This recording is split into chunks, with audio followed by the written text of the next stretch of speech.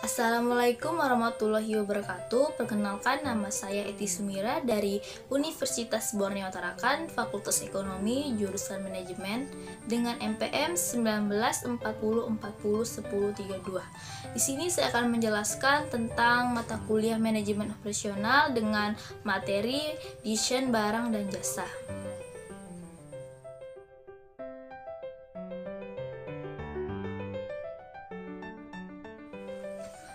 Pertama yang akan kita bahas tentang materi desain barang dan jasa adalah tentang pemilihan barang dan jasa.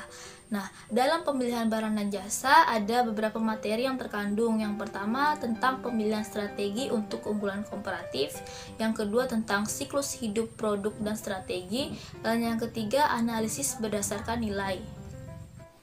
Dalam pemilihan strategi untuk mendukung keunggulan kompetitif, ada banyak pilihan dan perencanaan produk, di mana pemilihan produk adalah pemilihan barang dan jasa yang akan digunakan atau disediakan untuk pelanggan dan konsumen.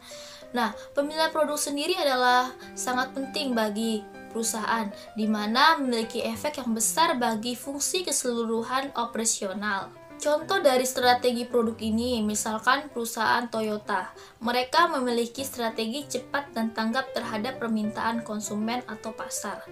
Nah, di sini mereka melakukan desain produk dalam waktu kurang dari 2 tahun, di mana standar industri melakukan desain produk di atas waktu 2 tahun, sehingga mereka lebih cepat atau lebih awal meluncurkan produk ke pasar sebelum selera konsumen berubah. Nah, mereka melakukan ini juga dengan teknologi terkini dan inovasi. Materi kedua tentang siklus hidup produk dan strategi.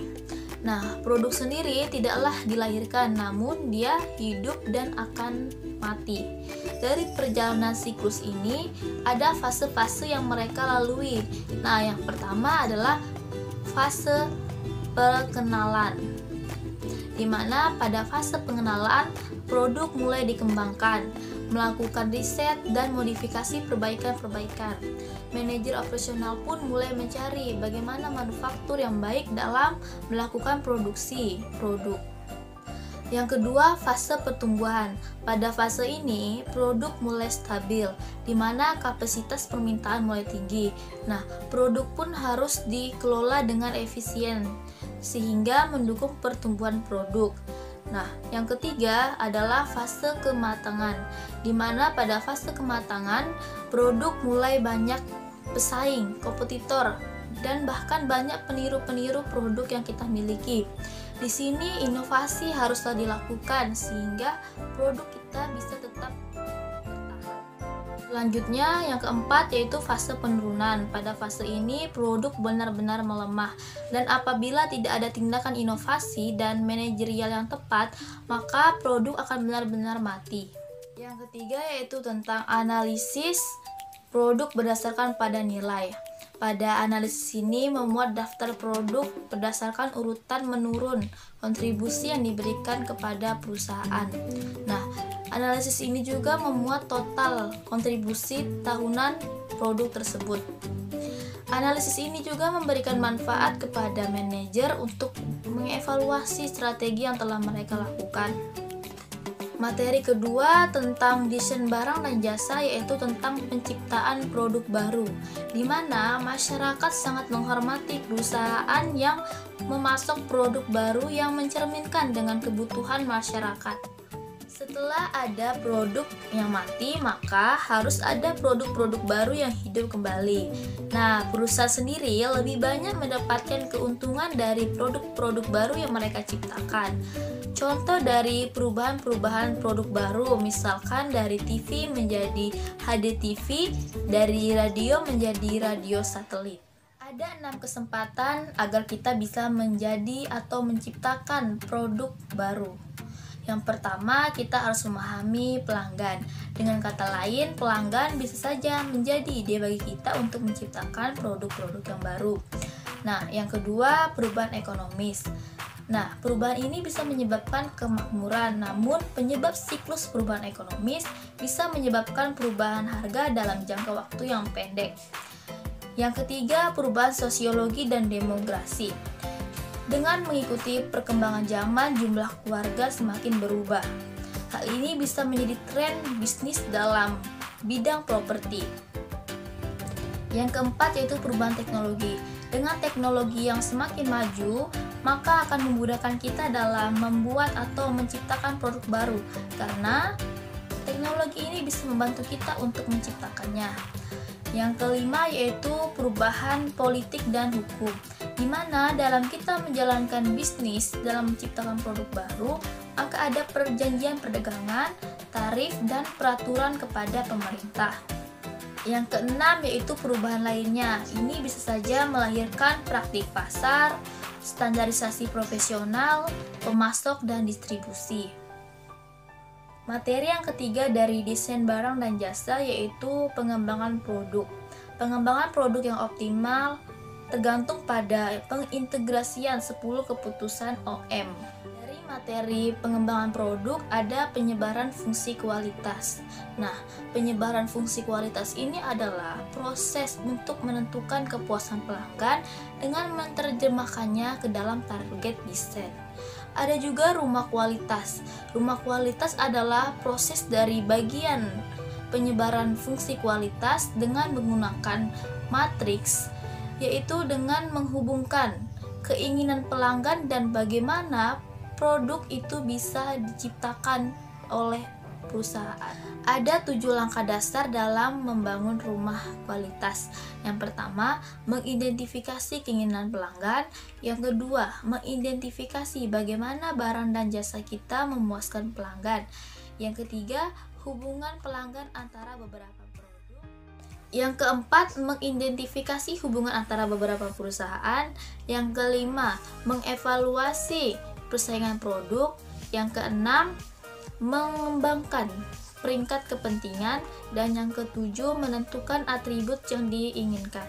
Selanjutnya, mengorganisasikan pengembangan produk. Dari mengorganisasikan pengembangan produk ada 2 tim.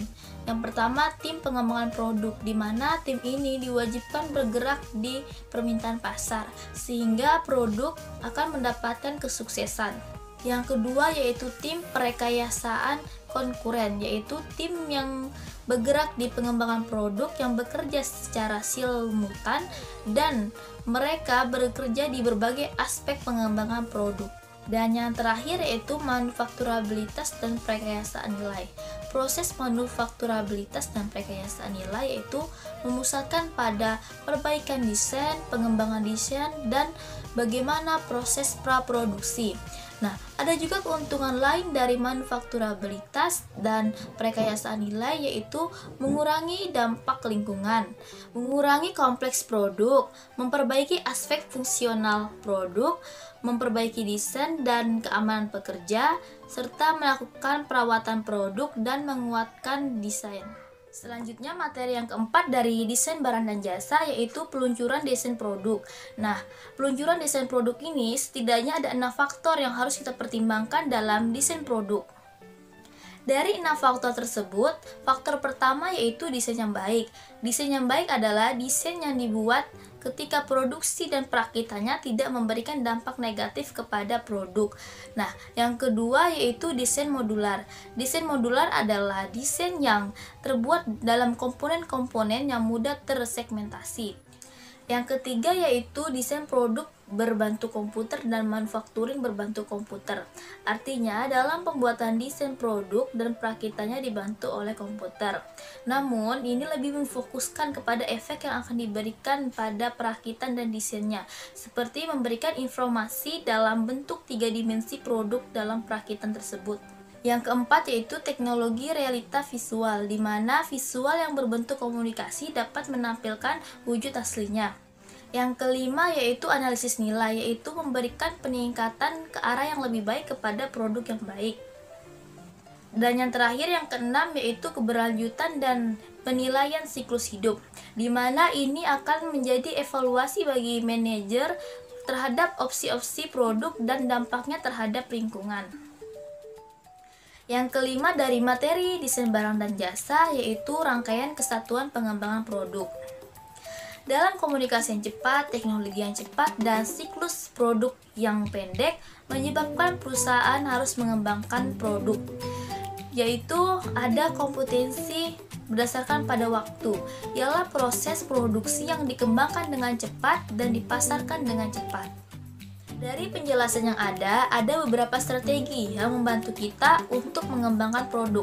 Yang pertama, strategi eksternal, dan yang kedua, strategi internal. Strategi eksternal sendiri yang pertama yaitu membeli teknologi dan mengakuisisi perusahaan. Yang kedua, melakukan ventura bersama, dan yang ketiga dengan melakukan aliansi.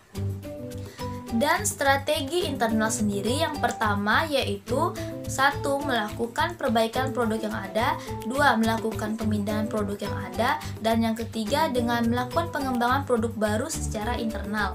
Selanjutnya materi ke-6 dari desain barang dan jasa yaitu pendefinisian produk. Jadi sebelum produk apapun diproduksi, fungsi dan atributnya didefinisikan terlebih dahulu, kemudian dilakukan desain, dan perusahaan kemudian menentukan bagaimana fungsi-fungsi tersebut bisa tercapai. Dan ada 4 komponen dalam pendefinisian produk. Yang pertama yaitu gambar perekayasaan, adalah sebuah gambar yang menunjukkan dimensi, toleransi, dan material dalam sebuah komponen. Dan yang kedua yaitu tagihan material, adalah sebuah daftar hierarki komponen-komponen yang dibutuhkan dan jumlahnya yang dibutuhkan dalam membuat satu produk. Jadi komponen yang ketiga yaitu keputusan untuk membeli atau membuatnya sendiri. Jadi perusahaan itu mempunyai pilihan untuk membuat komponen itu dalam perusahaan atau membelinya dari pihak eksternal. Jadi yang keempat atau yang terakhir yaitu tentang teknologi kelompok, yaitu sebuah pengkodean komponen dan produk yang memperinci ukuran sehingga memungkinkan pengelompokan produk dengan yang serupa. Jadi materi yang ketujuh dari desain barang dan jasa yaitu dokumen produk. Jadi personal produksi ini membutuhkan secara spesifik dan jelas dokumen yang digunakan untuk membantu mereka dalam membuat produk. Jadi dokumen-dokumen yang dibutuhkan dalam produksi itu seperti gambar perakitan, grafik perakitan, lembaran rute, petunjuk kerja, pemberitahuan perubahan rekayasa, dan manajemen konfigurasi. Selanjutnya materi yang ke-8 dari desain barang dan jasa yaitu desain jasa. Jadi materi desain jasa ini ada beberapa poin yang penting. Yang pertama yaitu analisis jaringan rantai proses, di mana mereka lebih memfokuskan desain jasa untuk mengoptimalkan interaksi antara perusahaan dan pelanggan. Dan yang kedua yaitu rantai proses, yaitu langkah-langkah untuk menyempurnakan tujuan yang telah mereka tetapkan. Jadi dari kegiatan tersebut diatur menjadi 3 bagian wilayah, yaitu yang pertama wilayah interaksi langsung, wilayah interaksi pengganti, dan wilayah pemrosesan independen. Selanjutnya yaitu tentang penambahan efisiensi jasa. Jadi ada beberapa cara untuk meningkatkan efisiensi jasa, seperti pembatasan opsi, menunda konstominasi, modularisasi, otomatisasi pembagian jasa, dan momen kebenaran. Selanjutnya materi yang ke-9 dari desain barang dan jasa yaitu penerapan pohon keputusan dalam desain produk. Jadi pohon keputusan ini biasanya digunakan atau alat yang baik dalam pemecahan masalah yang ada. Jadi yang terakhir atau yang ke-10 dari materi desain barang dan jasa yaitu tentang transisi ke produksi. Nah, jadi disinilah seni manajemen. Manajemen harus tahu kapan suatu produk harus dipindahkan dari pengembangan ke produksi. Jadi sekianlah materi yang telah saya sampaikan tentang desain barang dan jasa. Mohon maaf apabila ada kesalahan dalam penyampaian materi dan terima kasih telah menonton video saya.